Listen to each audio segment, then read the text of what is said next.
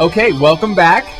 We are here. We've been in the throes of a heated conversation about this protest that was started called Excommunicate.thechurch.com. Melissa, you obviously know lots about it. I do. And you know that we have been flooded with emails, both for and obviously against what this protest represents. And the one thing that I have found interesting is the response we get from members of the LDS Church with regards to this, because Excommunicate the Church was a protest specifically aimed at a handful of these church leaders who, during the course of the Proposition 8 campaign, chose to, what I feel, step outside the bounds of the gospel that they teach and really, for lack of better words, manipulate the electorate of California. And I thought, and still think, that that is inappropriate.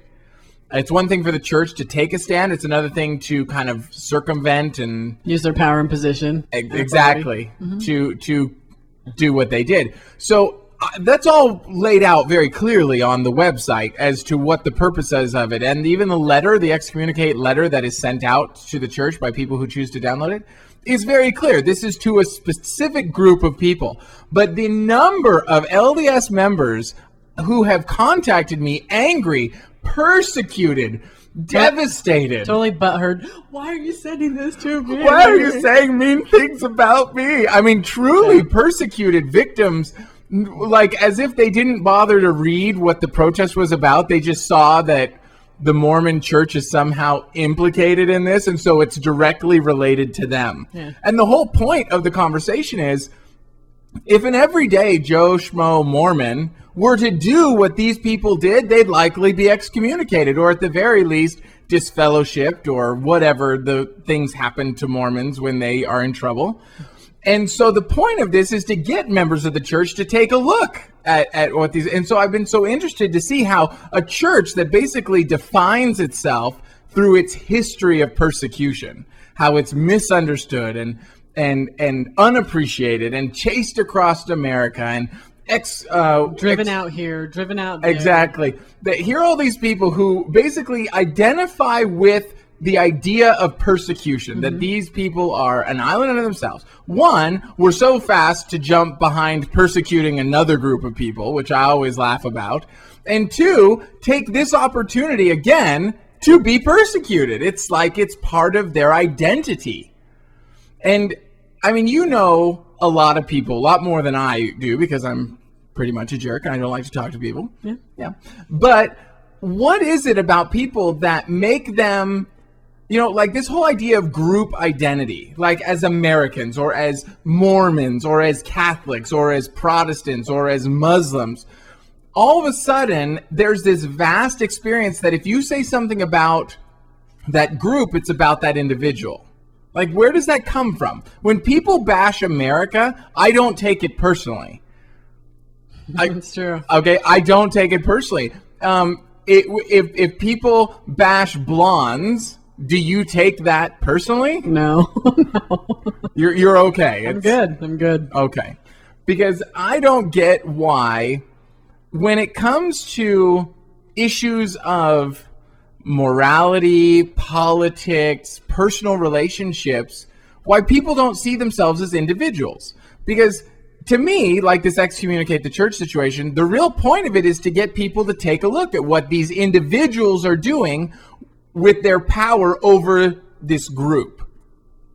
Because that's where the real breakdown happened for me. It's true. But instead of these LDS people actually looking at the individual, they're taking this as a personal affront to them and their religion, which it's stated very clearly that it's not. So what is that about, Melissa? Why do people so quickly jump to being victimized? Or is it uniquely Mormon? Well, I don't think it's uniquely Mormon. I think it's kind of just stick with what you know. Because I know that you know plenty of Mormons, and I know I do, that are kind of shaking their heads and thinking the same thing. Like, why did this happen? How is this even legal? How did they let this fly? And why are my other fellow Mormons standing by and letting this happen as well? That is so true, because I have been talking about these members of this church who have contacted me angry, but I have had many Mormons contact me saying, thank you. Finally, there's a way for me to feel like I'm saying something because there's really no way for me to do this in my church. I get contacted by Catholics all the time who say, when you're done dealing with the Mormon church, how about take on the Catholic Church or take on the evangelicals? People clearly feel that there's no way to voice their opinion because obviously religion creates a value in their life. And that's great. I'm all for that.